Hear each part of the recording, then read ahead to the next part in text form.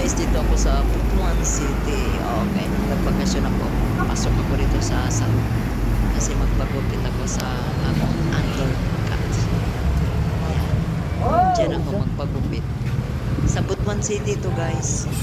Sa lugar namin. Ayan, pasok na ako. Oh, di ba? Kasi magpagupit. Oh, hinintay ko pa yung gugupit sa akin. Ayan.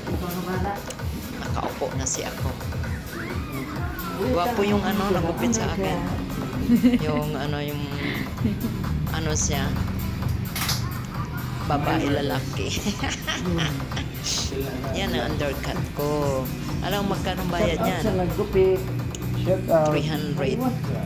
Shout out dyan sa mga taga Aywa. Butuan City. Ang pinakapuging nagupit sa akin. Okay lang siya sa 300 kasi may grasya din sila. Binibigyan ko din siya ng grasya.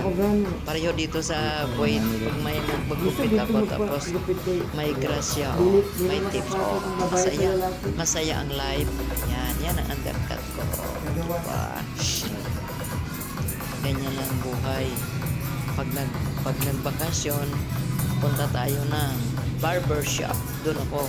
Kasi alam mo na, babae lalaki doon. Dito sa Kuwait, hindi pwede. Mamno. Bawal. Yan, ang undercut ko.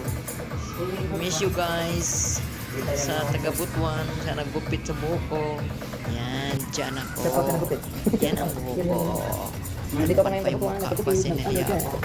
Hop, ba. Aywa. Tapos na rin.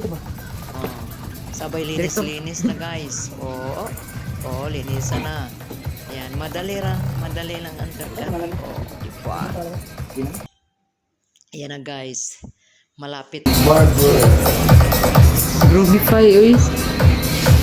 Kung gano'n, Grumify.